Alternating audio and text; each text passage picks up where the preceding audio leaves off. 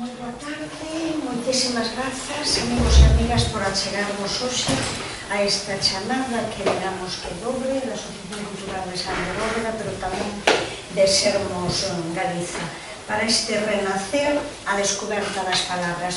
Sabedes que Sermos Galiza iniciou unhas novas monografías que chama Nós, que é a perspectiva, a perspectiva galega sobre a nosa historia. Un primeiro número que xa presentamos aquí, Rebeldía Galega contra a Injustiza, que conta as loitas basicamente agrarias de finais do século XIX e do primeiro tercio do século XX, loitas que nos creíamos, e a verdade é que por eso parabenizamos a Sermos por este libro, que era necesario volver a falar delas, porque é certo que algunhas delas son recoñecidas, ligadas aos movimentos agrarios, mais outras son máis esquecidas e, sobre todo, se contan, creo que en moitísimas ocasións, como se solo foran loitas de mulleres contra a Igrexa, cando nos creemos que o papel que xogan aí as mulleres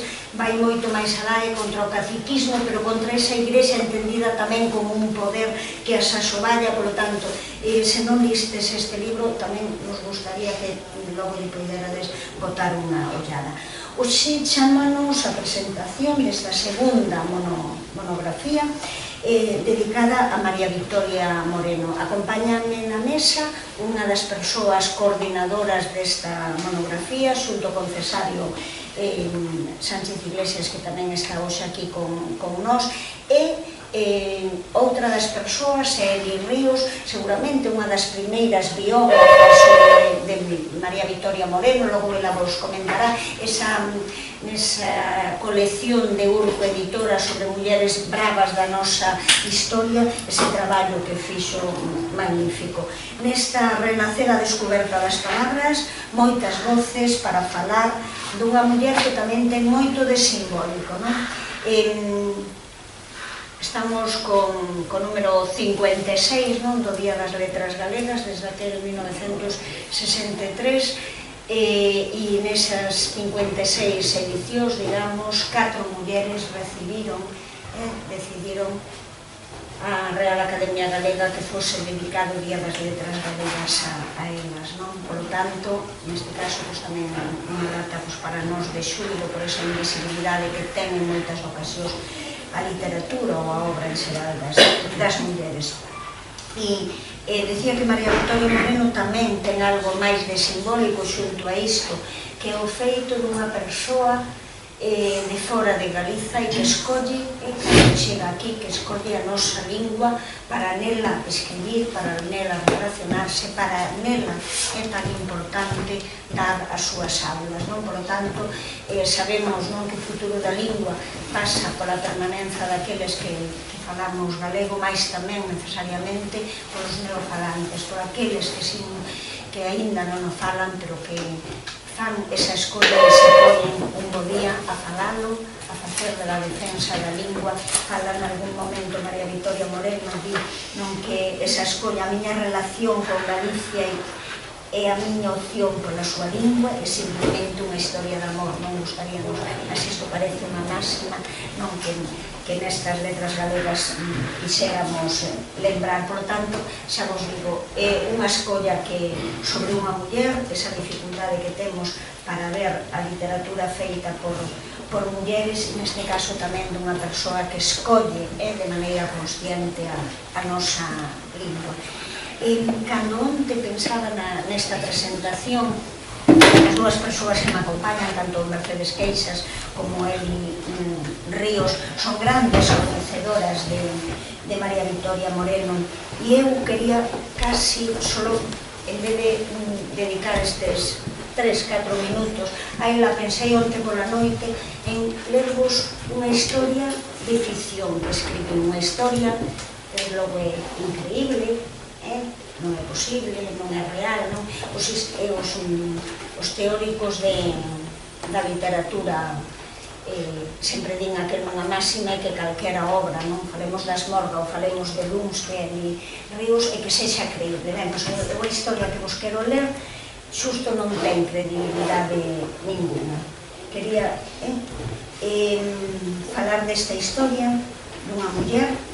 FH nace na segunda metade do século XIX, é neta dun famoso banqueiro local, pertence a iso que chamamos burguesía acomodada. Como unha muller do seu tempo e clase social, educada nos principios tradicionais e nunha viva fe religiosa. FH é conservadora, católica, sentimental, unha muller da súa clase social, mas non de todo. Ten algo singular, sinte unha grande admiración por Rosalía de Castro. A ela tamén lle gustaría ser escritora. Contan que empeza a escribir xa maior, anda xa polos 44 anos, cando publica a súa primeira obra.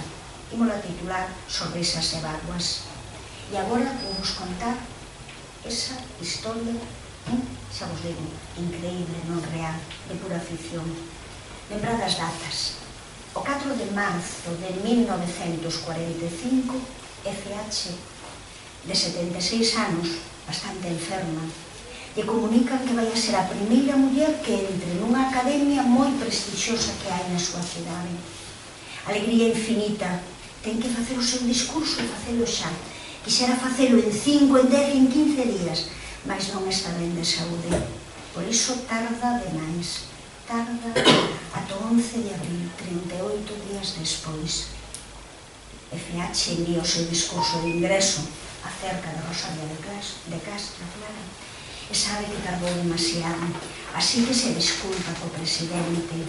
La demora es debido a unha de las frecuentes indisposiciones de mi enfermedad.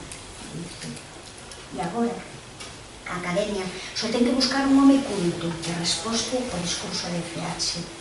Vamos poñerle a este home sabio nome dun colexio, por exemplo, Couceiro Freijomil.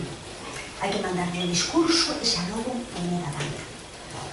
Pasa abril, e pasa maio, e pasa xuño, xullo, chega o outono, o inverno, a primavera, e logo outro verán, e logo, o 17 de xaneiro de 1947, 2 anos despois, a Academia pasa o discurso de FH a Couceiro Freijomil para que este escriba o discurso de resposta. El tamén é un home ocupado, tamén tarda demais. E xa sabedes, pasa abril, pasa maio, pasa xullo, inverno, outro inverno, e o 24 de febreiro de 1949, máis de 2 anos despois de recibilo, Couceiro Freijomil envía o seu discurso de resposta e, igual que FH, tamén se disculpa pola tardanza. E agora sí, xa se podía poñer a data. E pasa marzo, pasa abril, pasa maio, xuño, chega o outono, logo o inverno, logo a primavera, e FH falece. O 4 de novembro de 1950, tiña 81 anos, sen lograr ser a primeira académica galega. Nos, para que non volva a suceder, pedimos que nos próximos 56 anos haxa 4 homes aquí detrás de nós. Temos asinaron a Liñas del Valle. Creía eu, ahora non me lembraba, que tamén tiñamos aquí a un dos grandes que nos faltan, a Ricardo Carballo Calero, pero decimos que nos próximos 56 anos 4 homes e 52 mulleres, a elas lle dedico o Día das Letras Galegas. Dicíamos eu que nós temos candidata, unha coruñesa de obra poética, ensayística, novela, Luisa Villalta.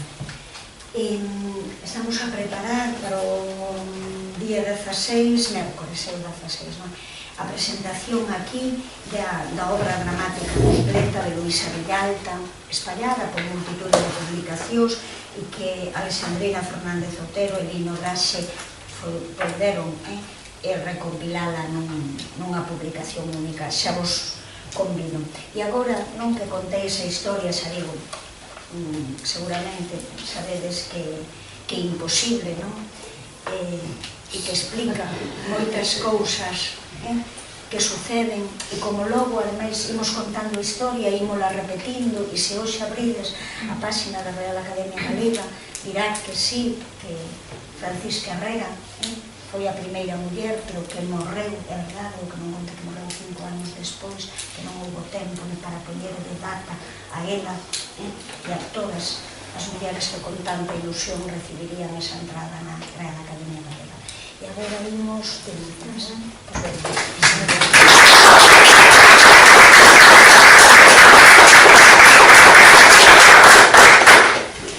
Moitas grazas por esa historia de ficción. En absoluto podería ter acontecido en ningún país culto que coide dos seus e das súas e que blinde a memoria do presente para o futuro, para construir un pasado realmente asentado en imaxes reais e non só en ficcións. É importante coñecer tanto as palabras como os silencios que hai sempre alrededor das palabras e ao final sempre acabamos chegando a esas conclusións, que Anónimos e Cadra era nome de muller, ou outros pseudónimos tamén, pois se Cadra non se esgotan o seu propio nome, senón que hai que buscar e ler entre liñas. Ben, moitas grazas por acoller a primeira presentación deste monográfico. É sempre unha alegría vir a esta casa, a Alexandre Bóveda, e atoparvos. Presentamos un traballo que nos fixo especial ilusión dende hai moitos meses, en que empezamos a xestar esta idea, fomosla traballando e coordinando Cesáreo Sánchez e eu, dende a ELGA, en comunicación con Sermos Galicia e con este proxecto de nós, monografías, que nacían, e que agora vai polo segundo volume. Basicamente a idea era non facer unha homenaxe, desas homenaxes que se fan así laudatios e pouco máis, sino recuperar a obra, traer ao presente, porque é unha obra absolutamente contemporánea, a pesar do tempo transcorrido, como se di sempre que lle acontece aos clásicos, as clásicas, que son obras que se escriben e que van ter vitalidade perfectamente en tempo presente, en absoluto son caducas. Por lo tanto, o que queríamos era facer un traballo de lectura, de relectura, de análise, de investigación, de reconstrucción de silencios, e ofrecerlos a todo o público lector que se poida achegar desde unha perspectiva e desde unha linguaxe e un estilo divulgativo, próximo, non de especialistas, ni moitísimo menos. O que intentamos reconstruir foi a través de 8 colaboracións. É curioso, porque parece como que María Victoria Moreno non existira nunca antes, ninguén debía de saber nada dela, escribiu como tantos outros e máis nada, e podía caer na idea de e agora quen vai escribir sobre ela, quen a ten estudado, quen a ten analizado.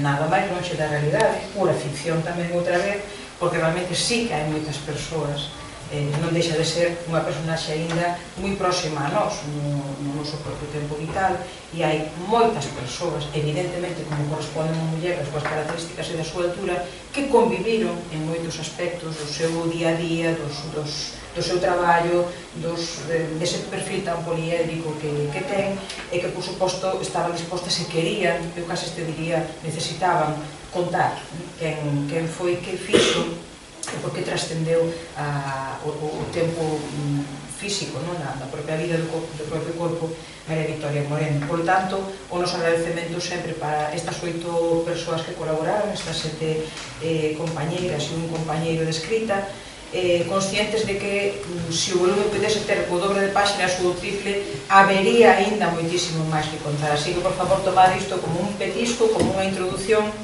nas diferentes perspectivas, nas diferentes portas de entrada ás que se pode acceder a unha muller dun perfil tan rico e tan enriquecedor para quen se pon de mans dadas con ela e coa súa escrita.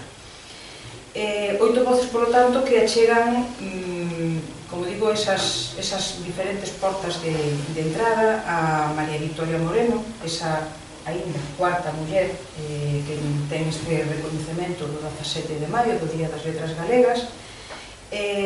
Interpretable, por favor, como unha oportunidade para descubrir unha voz a que pensamos que imos chegar todos e todas á mesma conclusión. Unha voz realmente pioneira, se cadra por iso, como adoita acontecer, é un dos trazos e dos riscos dos maiores silencios, por incomprensión ou por negación directa, por vontade negadora directa.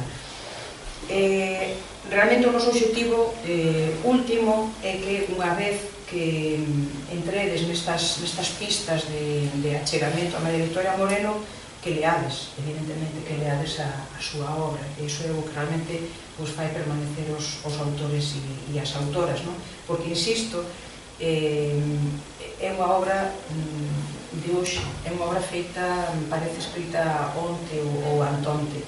Eu, a principios deste curso, alrededor de outubro, máis ou menos, novembro, o primeiro que fixen foi volver ler Anagnórise, porque cando souben que era autora das letras, o primeiro que lembrei foi que era unha das primeiras lecturas que eu traballara coas primeiras xeracións de alumnado que tiven aquí no Instituto de Monelos, e recordaba a tremenda empatía do alumnado adolescente con Anagnórise.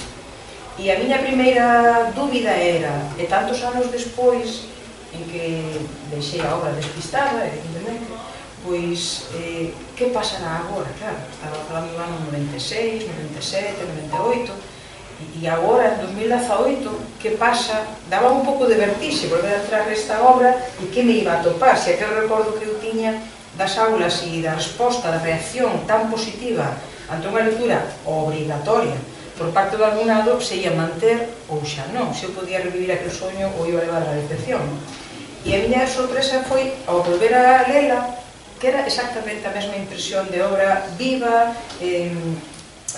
plástica, absolutamente do día a día, para nada obsoleta, nin caduca. Era moi curioso estar lendo ca mesma sensación que diches hai tantos anos. A miña impresión estáse consolidando agora, contrastando a co alumnado, que está entrando tamén nesta, ou xa entrou nesta novela, e a primeira impresión e a primeira valoración é está ben. Entón, eso xa non está ben, podía estar enganada, pero de momento ainda non enganei nin confundín de todo, na perspectiva da lectura. Eu creo que iso sabemos que pasa non sempre, non sei se poucas veces, moitas, pero logo non pasa sempre, que unha obra se sosteña no peso do tempo e realmente pode ser comprendida e pode haber unha empatía lectora con xeracións tan diferentes como eran as do alumnado que eu tiña a finais dos 90 e a que teño agora a finais do 2000, que se parecen bastante pouco, ou cando menos pouco máis alado que a idade. Ben, eu creo que esa contemporaneidade, esa modernidade, para mí é un elemento que hai que destacar en María Victoria Moreno, e non só nesta obra, sino en moitas, ou na práctica totalidade, moitas delas das que se fala aquí. Que podemos achar no monográfico, nestas 8 colaboracións? Eu diría que aí intentamos abranguer 4 planos. Insisto que non vai ser a totalidade, senón que vai ser unha aproximación. Para iso hai tamén outras biografías específicas que se fixeron agora e seguro que aínda, como antes comentábamos, isto vai continuar, non vai pechar o 18 de maio, ni moito menos. Pero aquí intentamos abranguer como 4 planos. Un primeiro, máis de contextualización bibliográfica, e aí achegarnos duas colaboracións moi interesantes, mesmo vividas dende a cercanía, dende a aproximación física, desde o convivio incluso, como é o caso de Fina Casal de Rei, a escritora Fina Casal de Rei, que ademais se declara alumna de María Victoria Moreno, como tantos outros, por certo, filólogos e filólogas, escritores e escritoras, porque deixou unha escola dentro do seu labor pedagóxico e como docente realmente formidable, que xa moitas quixéramos para nós.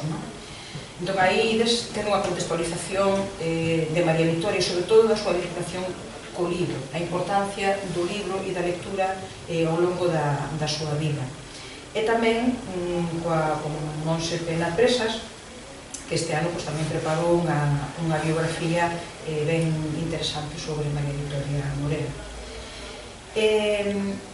Ese plano persoal, que en certa medida está tratado desde a perspectiva de Fina Casal de Rei, vai ser reforzado, pero tamén ampliado as relacións de tipo profesional con o artigo de Antonio García Teijeiro, xa que foron coordinadores, junto con David Zotero, da colección Árbore, naquele momento de pioneira iniciática, a colección Árbore de Galaxia, pensada precisamente para dar luz á literatura infantil e juvenil, algo que naquele momento debía ser visto como era unha necesidade, evidentemente, era unha necesidade, mas tamén tiña que ser unha auténtica proeza, como acontece cando comezas aquele proxecto de cero. Mais a lo longo destes planos biográfico, bibliográfico e con tintes evidentemente persoais de quen era ela, a muller, a persoa, María Victoria Moreno. Evidentemente intentamos analizar o plano literario, que nos interesaba moito, como unhas primeiras pinceladas, un primeiro coñecemento, porque falar de María Victoria Moreno evidentemente significa falar da literatura infantil e juvenil, dun dos piares do que agora pode ser denominado así, como literatura infantil e juvenil, mas tamén da narrativa, mas tamén da traducción de diferentes idiomas ou para diferentes idiomas, da poesía, do ensaio e dun xénero do que estamos moi escasísimas, como son o diario de enfermidade, o diario da luz e a sombra, é dicir, que ten unha pluralidade a hora da expresión escrita e da creación literaria diversa e moi rica. E para iso, pois, hai 4 colaboracións as que intentábamos, insisto, facer como esa primeira planta, para logo entrar na súa obra. Por unha banda está a poeta Marta da Costa, que evidentemente estaba encantada de volver á poesía e facer tamén unha reflexión alrededor de toda a poética, naquela máis dirixida a ese público tan exigente como o infantil, ou a máis madura, facer unha transición por toda a creación poética de María Victoria Moreno. Susana Arins fai unha reflexión sobre unha desas obras que tamén son máis singulares do público juvenil, pero creo que para todos os públicos, que dellas de seda e liño, unha obra que trascendeva ademais os propios marcos que para outros son sempre tan limitadores, e está na White Redes. En terceiro lugar, Carme Vidal, a xornalista, fixo unha fermosísima análise dese diario de enfermidade, dese diario último, onde ela afronta o seu cancro de mama con toda a dignidade, con toda a fortaleza, pero tamén reconhecendo os momentos de debilidade, de sufrimento e o proceso de si mesmo degenerativo. Un tipo de literatura moi presente, de escrita moi presente noutras literaturas, mas para nós escaso. Tamén Carme Vidal fai ese percorrido por esas mostras que temos de literatura vinculada a un proceso biográfico como é un tempo de dor, un tempo de doenza, e son realmente auténticos tratados, un ensaio e moito máis. E logo eu, pola miña parte, tamén me atrevín a poñer en convivio, en lectura paralela, dúas pezas narrativas. Ana Morris, claro, como non tiña que estar aquí, era aquela debilidade, aquele olliño dereito que eu tiña, e onde o aire non era brisa, porque me parecía que tiñan unhas personaxes femininas moi potentes, moi poderosas, en contraste, ademais, e que recollen, singularizan as situacións alrededor da muller vividas dende hai unhas décadas até hoxe. e donde si a Nagnoris se resulta que a lectura de hoxe viña sendo a mesma que do finais dos 90, pois o comportamento, as actitudes, os discursos e algúns diálogos alrededor destas mulleres, pois tamén, desgraciadamente, infelizmente, volven ser os de hoxe. Entón, parecíame unha boa oportunidade para facer unha reflexión sobre iso, volvendo a algo que se dixen ao principio, o carácter pioneiro de María Vitória Moreno a hora de afrontar certas temáticas e a hora de dicir as verdades. Entón, pareceme realmente significable e destacable. E esa é a miña colaboración en esa, ese diálogo entre personaxes femininas de tempos moi diferentes, de tempos de vida e de tempos de escrita, e que, insisto, aínda non están superadas, máis ben parece que mesmo recuamos, non? Logo quedaría o cuarto plano, que ese non o vou descubrir eu, vou deixar que o descubra Eli Ríos, porque é a parte da que se encargou ela, non? Entón, isto un pouco, este sería o conxunto destes 8 traballos que ofrecemos co interese de facer algo divulgativo que contribúa ao coñecemento global xenérico de María Vitória Moreno e, sobre todo, que promova o interese, a curiosidade e a inquietude por comezar a ler a obra de María Vitória. Eu creo que, en conxunto, eu creo que hai unha palabra que é común a todo ao labor, aos saberes e aos diferentes faceres que María Vitória desenvolveu ao longo de toda a súa vida, ben sexa como muller, como voz propia, por suposto, e significada e encargándose de que fose pública en toda a medida do posible, como docente, como mestra, a palabra de mestra de realmente exercente de magisterio, con unha relación moi especial, moi empática e que non cansan de destacar que foi o seu alumnado. Ainda hoxe había unha entrevista que dicían que non era unha profesora como os demais, era unha profesora que tiraba de ti, que te poñía a pensar, que tampouco che decía o que tiñas que facer, senón que ela te ia levando a la que ti foses facendo as túas reflexións e chegases onde ela quería realmente que chegases, pero que che parecese que chegabas ti. Como libreira, en momentos moi duros, moi arriscados, encargándose de que a literatura non ben vista ou directamente prohibida, da ditadura, chegase ás mans do electorado e arriscando e xogándose moito, o compromiso coa lingua, iso dicía, non é galega, non naceu aquí, chegou aquí con 24 anos, máis ou menos, 25, e, sin embargo, ela chega aquí e sabe a onde chega, non é oculta, evidentemente, coa súa formación, coa súa capacidade de observación, de reflexión, e sabe que se chega aquí, pois ten que integrarse aquí. Para integrarse aquí o que ten que facer é aprender o idioma e coñecer a cultura galega e participar dela, pero activamente, non de forma pasiva.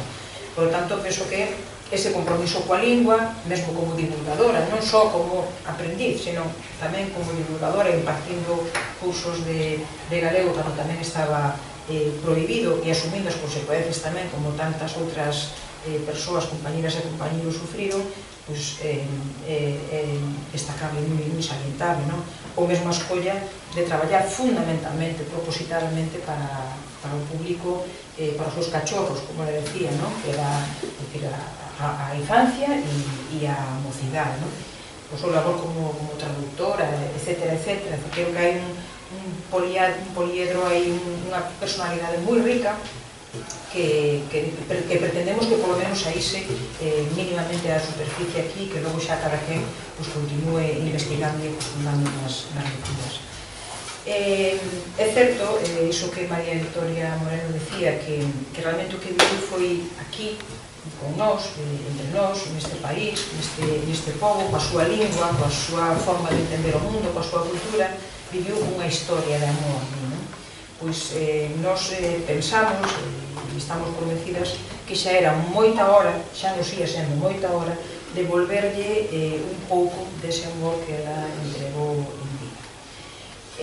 Moitas grazas, por suposto, a Eli Ríos, porque é a que hoxe está aquí como é veciña, pois pedimos que nos acompañase, por ter colaborado e por ter respondido, como sempre fai, de forma inmediata de palabra e de obra, non de omisión nunca.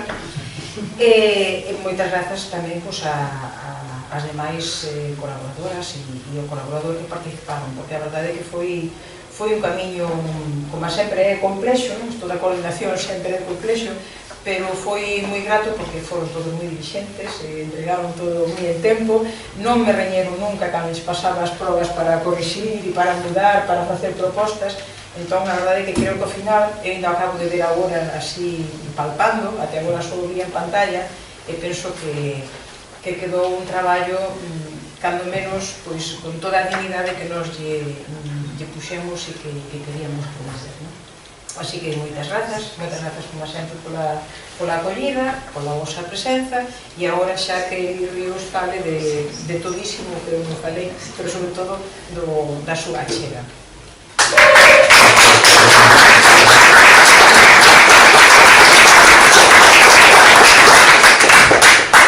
No 1988, María Victoria Moreno sacou un texto que se chama Nosotras, no que reivindica as compañeiras da escrita, reivindica todas esas mulleres que están escribindo neste momento, Elena Villar Janeiro, Ana María Fernández, non vos vou desvelar todos os nomes porque espero, como dicía Mercedes, que vos acheguedes a esa obra, non? E reivindicaba precisamente esta situación na que nos encontramos, non? Que parece que estamos aquí de floreiros acompañando, cando realmente, e isto se son palabras de María Victoria Moreno, que estamos abrindo camiño.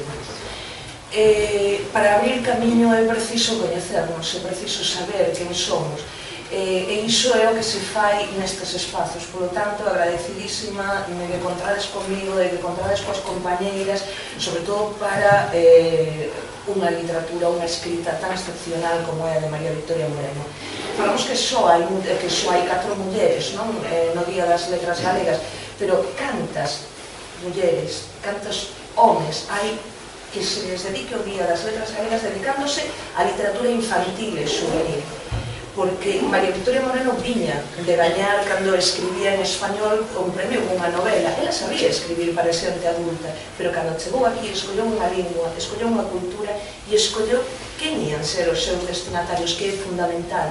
En aquel momento, cando explicou a súa escolla, dixo que non hai libros de literatura infantil e juvenil que as crianzas non falan, non leen en galego. Non sei se vos sona algo esta situación, que pasaron unha morea de anos, pero, como dicían vocedes, volvemos outra vez a estar aí nese punto. Considerase que os comezos da literatura galega son no 69, cando chega unha obra que é Memorias dun neno labrego, que comeza con eu son Balbín, un neno de aldea. Fantástico, e as rapazas que? Onde estamos? Tiñamos no 69, polo mar das Sardiñas de Xoana Torres, poucos exemplos había contos soltos, poucos exemplos había. E no 73, unha persoa como María Victoria Moreno, que non quedaba mirando as cousas e laiándose, despois se non hai, escribo. E sacou Mar Adiante. Mar Adiante con protagonistas femininas. Mar Adiante dándolle a volta aos contos. Porque a gente preguntou ao lobo se quería ser o malo da película. Non. Por que estamos xulgando? Por que prexulgamos? E María Victoria Moreno facíanos pensar, dábanos esa volta e dicíanos, pois non, non ten por que ser o malo. E aí, en Mar Adiante, deixamos tamén unha pista. Unha pista, lembrade que estamos no 73, este libro pasou por a censura, e dixo, ei, estamos educando mal. Vamos facer da educación algo divertido, algo que teña paixón, porque a literatura que é sen paixón? Aprendemos, Ramón Cabanillas naceu en non sei canto, morreu non sei onde, para que nos serve? Ela reivindicaba que nos tiñamos que achegar aos textos, de feito foi das primeiras persoas que dixo as obras analízanse lendo. O comentario de texto foi unha das súas propostas didácticas. Non só é que se non coñecemos o texto, se non coñecemos o que se está escribindo, que imos opinar? De que estaba mellor que nazas en Rianxo que nazas en Ourense. Tampouco tiña sentido. E entón colaborou en proxectos con alumnos, con Raba de Paredes, por exemplo, facendo libros de texto para que as xeracións seguintes pudésemos estudiar a literatura galega. Ainda hai xente da miña quinta por aquí, eu creo que estudiastes literatura de Cou polo libro que fixeron Raba de Paredes e María Victoria Moreno. Era a primeira tentativa de sistematizar, de dicir, temos isto, coñecerlo. E a partir de aí, moitas das persoas, como xa comentaba tamén Mercedes, comezaron a ver que temos aquí unha riqueza impresionante, á altura de calquera literatura. Pero como podíamos crear ese diálogo con outras literaturas? Pois hai que crear lugares. E outra das cousas que fixo María Victoria Moreno non foi coller e escribir, temos que facer para o ano que ven, non. Participou activamente na creación de GALIX, do PEN Clube, que son institucións que nos permiten dialogar con outras institucións a un nivel internacional. É dicir, aí estamos. Traduciu as obras de Casares para dicir, mirade que boa literatura temos aquí. Fixo unha antoloxía de poetas cando aquí non se facía e púxonos á mesma altura. Ben, todo isto que fixo creou unha nova xeración de lingüistas, de escritoras, de docentes. Non se lle caen os anéis a ninguén. De feito, Rosario Álvarez recoñece que sentiu a paixón do galego por unha mestra, e foi María Victoria Moreno. Fina Casal de Rei, 3/4 do mesmo, foi sementando paixón pola lingua e pola literatura ali onde ia. Parece que isto non é importante, non? Me parece que total, podíamos aprender con Cunqueiro tamén, non? Ou non. Ou non. Porque estes espazos de diálogo nos que empezamos a conversar, nos que empezamos a coñecernos unhas ás outras, nos que dixemos, mira, pois a mí gusta o que escribes ti, ou gusta o que escribe a outra. Nestes espazos comuns é onde nos recoñecemos, nestes espazos comuns é onde traballamos pola nosa literatura. Comentaba María Xosé no principio, que foi unha das primeiras biógrafas. Non empezou aquí a historia de amor tamén con María Victoria Moreno, comezou por estes espazos colectivos que viñan xa da Festa da Residenciada, da Saia, de todas as compañeras que traballaron antes que nós, que empecé por aí, porque nos reivindica no 88 María Victoria Moreno. Este traballo comeza coa SEGA, no que un grupo de mulleres que facemos crítica literaria feminista no 2014 dixemos, que pasou? Que pasou? Porque María Victoria Moreno nos medramos con ela, medramos coas súas personaxes femininas, medramos con Ana Noris, con Vedellas de Seda e Liño. Que pasou con María Victoria Moreno? Por que en 2014 non se leen os seus libros? Por que está todo espallado que non hai forma de chegar a eses libros, non? E entón foi cando decidimos dedicarte o Día das Galegas nas Letras, que é a festividade que facemos o 15 de agosto, que este ano estades convidadísimos a vir, que por certo se dedica a Marica Campo, que Marica Campo foi unha das persoas que estaba escribindo en español e regresou a escribir en galego cando estas mulleres, Xoana Torres, María Victoria Moreno, deron o paso a escribir en galego. Ten un artigo onde o conta, non o estou inventando. Ben, neste espazo, cando no 2015 festexamos a figura de María Victoria Moreno e a súa literatura, foi super emocionante, porque nos aconteceu como a Mercedes, cando buscaba alguén que pudese escribir. De repente tiñamos unha manchea de xente ali que se ofrecía para tocar música, para facer teatro, non sabíamos nin como encaixar tanta cousa. De repente había un grupo de música que fixera unha nana sobre un texto que lle escribira María Victoria Moreno a súa filla, e foi un exercicio de sororidade, un exercicio onde nos encontramos as mulleres e dixemos, Deus, pero que grande era. Sí, pero era tan grande que nin siquiera tiña página na Wikipedia. Nin siquiera, e tivemos que facer a página da Wikipedia. porque empezamos por aí a invisibilizarnos, non existimos, ni siquiera como figuras literarias. Todo isto, todo este traballo que fixemos no 2015, deu uns froitos xeniais. Xeniais porque aquí estamos celebrando o Día das Letras Galegas. Non vou dicir que fomos nós. Foi genial porque nese momento toda aquela xente que tivera un contacto, toda aquela xente que de repente dixo como Mercedes, non, ui, pero se eu medrei con Alan Norris, vou non volver ler, non? Estivo cheo de cariño ese momento, non? E xusto un ano despois, no 2016, a xente de Urco decide sacar unha colección que se chama Mulleres Bravas da nosa historia. Aseguramos que a historia foi complexa e complicada, non? Porque o primeiro número era Rosalía de Castro e o segundo María Victoria Moreno. Entón, logo fomos ao Culturgal e de repente empeza a chegarse a xente e claro, todo moi ben, Rosalía de Castro está fantástico. E dicíanos, e esta como a puñedes aquí ao lado de Rosalía? Entón, pasamos todo o Culturgal explicando quen era María Victoria Moreno e como ousábamos dedicarlle o segundo número despois de Rosalía de Castro. Tamén tivo outro lado positivo no que a xente comezou a interesarse ou viña e dicía, ai, pois foi a miña profe, e pasou isto e pasou o outro, non? Todo isto leva a que a partir dese libro tiven a sorte de poder traballar nas aulas, non? Que acabo de enredar un pouco para chegar a explicar cal é a miña colaboración aquí. Permitiume traballar coa rapazada. Esa rapazada de hoxe en día, a rapazada de 2016, 2017, 2018, que de repente, para eles se descubrir a escrita de María Victoria Moreno, que é totalmente actual. Cando lles leo a Brétema, ou traballamos a Brétema, e fala sobre as aboas, sobre... Ás veces hai que facerle un pouquinho máis de caso ás aboas. Cando traballamos amor e outras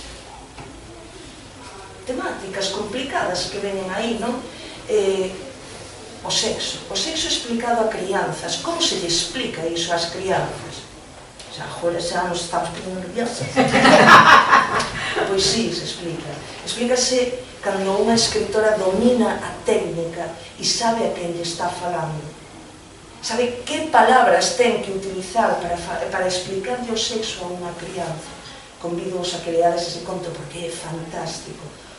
Ou temas que parece que aló, nos finais de 70, 80, cando escribía María Victoria Moreno, podían ter algo de razón de ser, pero se non, é dicir, as parellas multiculturais, unha parella dun rapaz xitano e unha rapaza padre. Non me digas, que tema máis pasado de moda, non? Ou os problemas coas drogas. Claro. E aí é onde está o seu carácter pioneiro, onde ela, cando estes temas era moi difícil falalos, había pouquiña xente falando e por riba non se facía para as crianzas. Non sei se imaginares o que é para a xente adolescente a orfandade de non contar con estes textos, de que nos conten unha morea de aventuras e tal, pero cando estamos nesa idade e temos eses problemas, onde buscamos os nosos referentes? Pois María Victoria Moreno nin o pensou, e entrou de cheo. E claro, cando chego ás aulas con estas temáticas, comprenderedes que a rapazada o primeiro que fai é levantar a mão e mira! Son actividades moi dinámicas, non? E nesta parte tamén é importante o profesorado, é moi importante o profesorado, porque hai moito prexuízo, como veredes nun dos artigos que escribe aquí Susana Arins, que fala sobre os prexuízos que temos antes de ler. Mira, xa que está aquí, tamén vou contar unha historia que pasou o ano pasado na semana do libro de Carballo. Convídanme a ir con María Victoria Moreno e nisto teñen que facer unha biografía.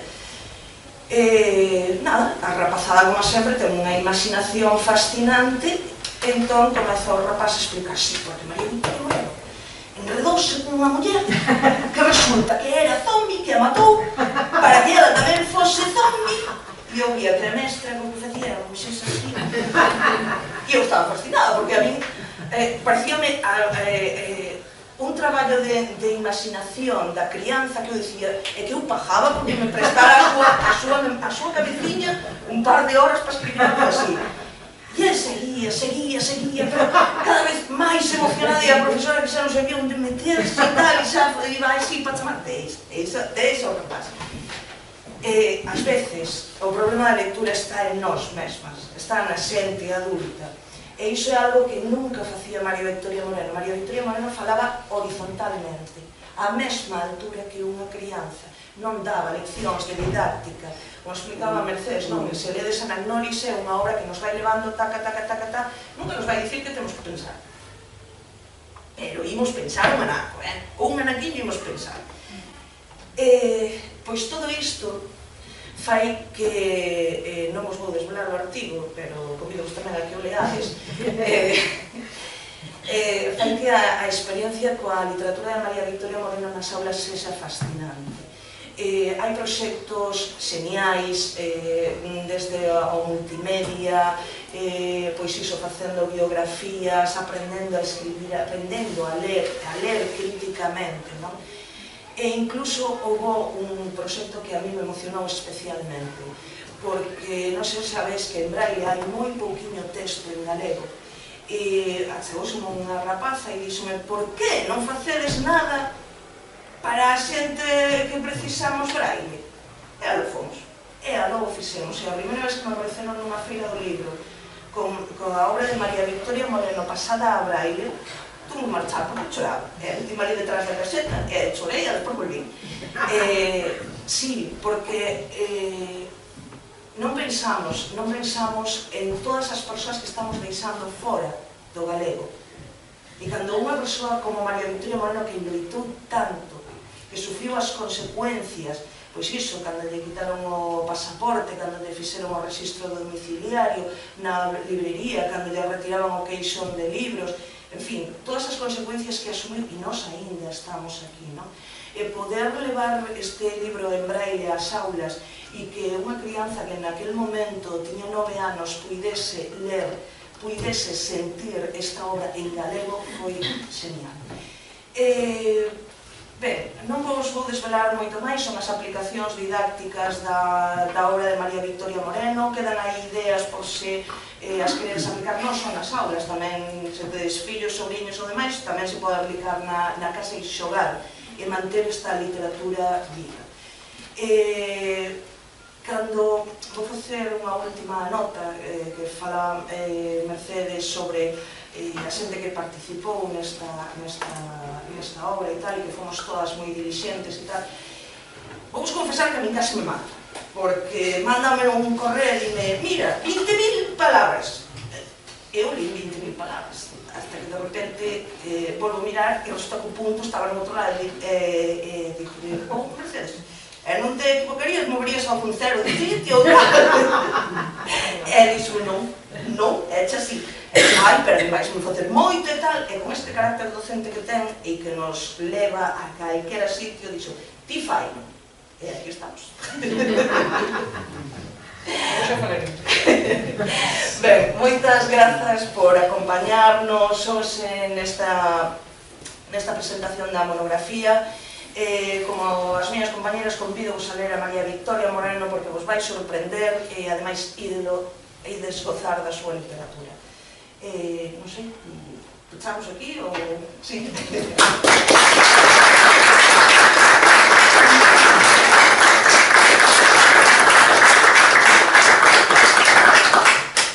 Agora, calquera pregunta que queirades, eu só que nos esquecemos falar de Leandro Lamas, o ilustrador das dúas portadas preciosísimas que parece a min. E nada, o que queirades, Pilar. Pois, parabéns polo traballo feito, que eu vou ler atentamente, e subliño a palabra ler, porque, claro, é o que compre facer, como xa as tres indicastes, non? Pero, claro, se me permitides, eu vou facer así un chisquiño de moral disolvente, que é unha das afeizóns máis gostosas que teño. Ben, imos ver. Nesta fila truncada onde estou sentada, unha escritora como Ángeles Penas de longa trayectoria, con moita publicación, con moita dedicación, pois eu, francamente, ende xamais se me vai ou se me iría a cabeza a xulgala por ser académica ou non. É dicir, que significa, que é hoxe a Real Academia Galega e que significa e que plus de mérito pode supoñer. Eu aventuro que Rosalía de Castro no seu tempo se dependese uns cantos valores que eu podo perfectamente enumerar, ende xamais sería, claro, académica, de ninguna das maneiras. E no século XX tampouco. Entón, que de que? Por outro lado, non, refírome a que a Academia nomea finados /as un mínimo de 10 anos. Por tanto, aí xa se restringe para dedicatarios, refírome a dedicatarios, dedicatarias do Día das Letras Galegas. Aí xa se restringe considerablemente o caladoiro posible de escollas. Iso en primeiro lugar. Pero aínda, insisto, eu poño en valor todo o que teño que poñer a obra da miña viciña, de fila, e desde logo non teño, non engado ningún plus, ou non lle resto. Logo, outro tipo de cousa moi repetida, é que, claro, os números son os que son. Imos ver. A literatura galega, des que rexurdiu, des que resucitou, non é que teña carencia de mulleres, todo o contrario. Pero a ver se atendemos efectivamente ao que hai. En primeiro lugar, homes cualificados contemporáneos dela e posteriores non fan máis que recoñecer que é unha literatura feminina, feminizada, porque a inaugurou unha muller como Rosalía de Castro. Pero é que no tempo dela, nunha década de publicistas habituais en prensa, non hai menos de 23. Entón, ide a literatura española, ide a literatura catalá, e dicedas que hai.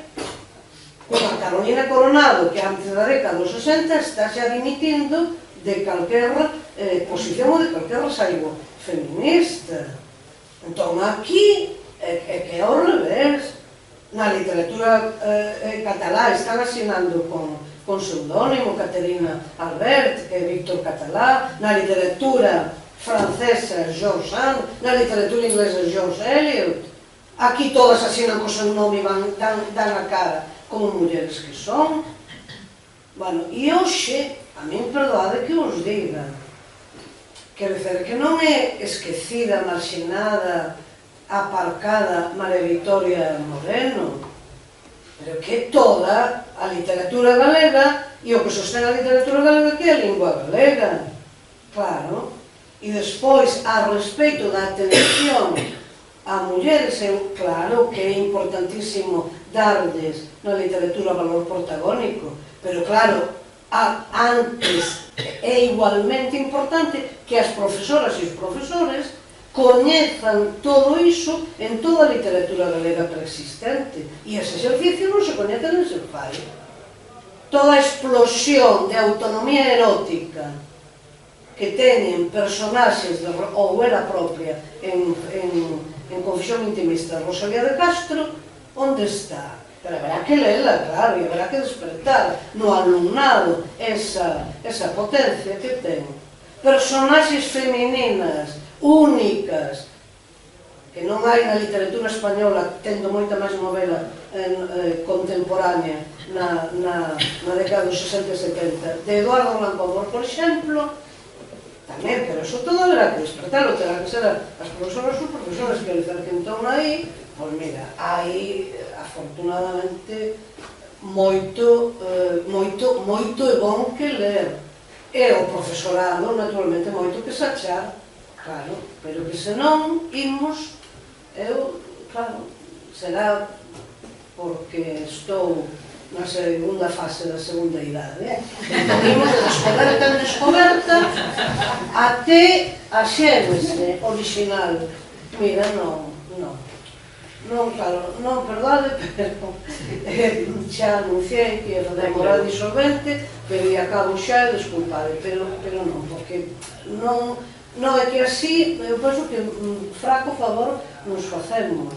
Toda a carga represiva, torturas incluídas, sofreuna aquí, todo cuidan, todo individuo barra que afrontase a españolización bruta e toda a represión do regime. Pero non únicamente da ditadura, que formalmente acaba en novembro de 75. Nos anos seguintes, idem e adem idem. Claro, eso, por tanto, vamos, eso era o pan noso de cada día. E podemos enumerar toda unha serie de exemplos. Con desterros, con sancións económicas, con, xa digo, paso, con mudanza non cosmética da identidade física, non sin necesidade de ir ao cirurxián, en fin, moita, e claro, é moi importante contextualizar para a min que ela padeceu o catálogo. Claro, porque, efectivamente, pero non estira. Como diría miña nai, predicas ao Papa. Tes toda a razón, pero cando estamos falando dunha institución, como pode ser a RAC, podemos facer dúas cousas, podemos quedar mirando ou podemos facer algo, que é o que se está tentando. E tes toda a razón nas literaturas, e aquí vou citar a María Reimóndez, non? Falabas da literatura española, e cando o ano pasado na gala do libro lle deron o premio á Plataforma de Crítica Literaria Feminista, o primeiro que nos fixo foi pararnos e dicirnos: damos conta que isto non pasa en ninguna literatura. Pero iso é un traballo que fixestes vos, que fixo María Victoria Moreno, que fixo Xoana Torres, que fixo todos eses nomes que están no esquecemento e que temos que recuperar, que debemos recuperar. E ese traballo de recuperar non é para deixarlos aos académicos, nin é para deixarlos demais. Temos unha responsabilidade individual para reclamar a todas as compañeiras, porque o que hoxe estamos pasando as escritoras é outro proceso de invisibilización, con diferentes formas. Cambiamos do colar, pero segue sendo o mesmo can. É dicir, nos catálogos das editoriais non aparecemos. Convídote a que mires os premios que este ano levaron en narrativa as mulleres. Xa te digo que hai unha, e é Antía Yáñez. Este ano. Continúanse nos invisibilizar, como outros medios, pero o mesmo. Eu non sei se viches as bandas que lle puxeron a Emma Pedreira por levar o Premio Nacional de Crítica. O primeiro que se fai para invisibilizar unha autora é negarte o seu nome. Nesa banda non aparece o seu nome.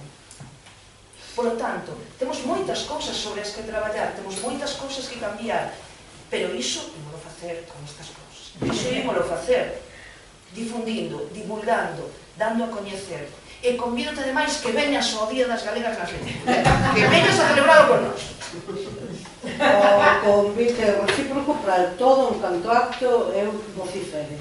Te separo con Marica primeiro, moi lonxe de menoscabar todo o traballo na liña que ti efectivamente acabas de dizer, pero en termos realistas, Eli, Mercedes Manixonia, todos que dizer, eu subliñei antes o verbo de.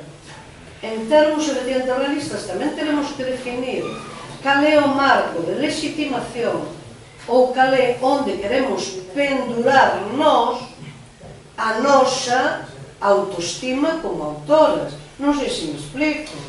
Onde haxa un teito, ali irmos. Non, pero eu o que me quero referir é que vamos ver como vai estar a literatura na recepción social. Pode estar feita un farraco porque está a lingua.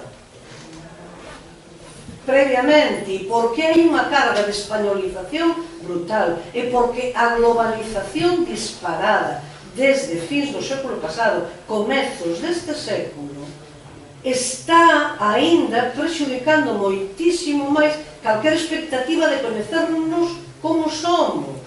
Entón, con iso haberá o que ter en conta, porque senón eu non sei se, quero dicir, claro, quen procura, eu preciso atopar para o fenómeno número 33 un feito causal que arrinque no número 1 ou no número 2, porque senón non me aclaro eu, porque senón estamos no terreo dos, efectivamente, dos xestos ou das... Entón, claro, vamos ver se hai discriminación editorial, discriminación de premios, pois haberá que defrontala e haberá que facelo efectivamente público, ou haberá que pero non vexo. Somos moitas traballando, somos moitas. De feito que hai unha memoria de mulleres aprendendo das que viñeron antes. pero se te sabe de cosas. Por certo, falando de mulleres tamén, eu todo reivindico que se abra o arco, que se teña en conta a todo o mundo, e non se xa por continuar con o Val Disolver. Pois non se teña para nada. Mira, no Día das Galegas nas Letras festexamos mulleres vivas. Xa está, sempre no lugar que teña relación co autor. Este ano é Lugo, porque de ali é Marica Campo. Pero que en Lugo capital? Si, en Lugo capital. Estou aquí na Coruña, estarei cando festexemos a Luisa Villalta. Nada, se tenes algunha pregunta máis, non se queredes mercalo agora, que saibades, bueno, xa digo que aquí está este documento con oito voces diferentes, tal como vos decíamos, Tina Casal de Rei, Monsepela, Marta da Costa, Susana Sánchez Arín, Mercedes Queixas, Antonio García Teijeiro, Entre Ríos e Carme Vidal. Renacer a descoberta das palabras. Se queredes algunha cousinha máis, e se non, pois imos rebasando. Mil grazas, Vane, gracias.